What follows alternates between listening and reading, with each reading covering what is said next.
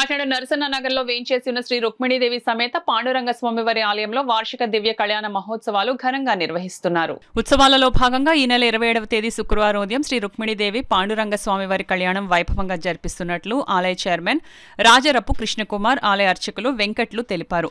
ఆలయం వద్ద ఆలయ చైర్మన్ రాజరపు కృష్ణకుమార్, ఆలయ అర్చకులు వెంకట్లు స్వామివారి కళ్యాణోత్సవం ఆహ్వాన పత్రికను ఆవిష్కరించి ప్రజలకు పంపిణీ చేశారు. ఈ సందర్భంగా ఆలయ చైర్మన్ రాజరపు కృష్ణకుమార్, అర్చకులు వెంకట్లు మాట్లాడుతూ స్వామివారి కళ్యాణోత్సవానికి పెద్ద సంఖ్యలో భక్తులు విచ్చేసి స్వామివారి దివ్య కళ్యాణాన్ని కనులారా తిలకించి పులకించాలని మహిళలు పాల్గొన్నారు.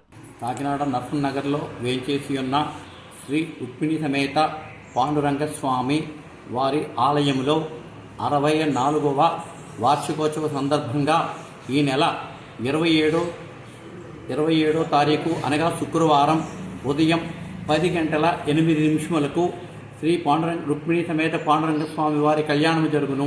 కావున భక్త మహాజనులందరూ ఈ కళ్యాణం విచ్చేసి వీక్షించి తదుపరి జరిగే అన్నదాన ప్రసాద వితరణను తీసుకుని స్వామివారి కృపకు పాత్రలు అవసరంగా కోరుతున్నాం. ఇట్లు నెల 27వ తారీఖున నరసన్నగర్లో వేచి ఉన్న శ్రీ రుక్మిణి సమేత శ్రీ పాండురంగ స్వామివారి దివ్య కళ్యాణ మహోత్సవం జరపబడును.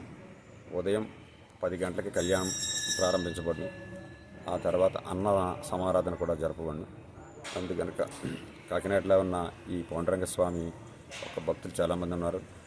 వారందరూ కూడా ఈ నరసన్నగర్లో ఉన్న ఈ స్వామివారి యొక్క కళ్యాణానికి రావాల్సిందిగా వచ్చి ఈ యొక్క కళ్యాణాన్ని చూసి ఆ స్వామివారి యొక్క కృపకి భక్తులుగా ఉంటారని ఆశిస్తున్నాను.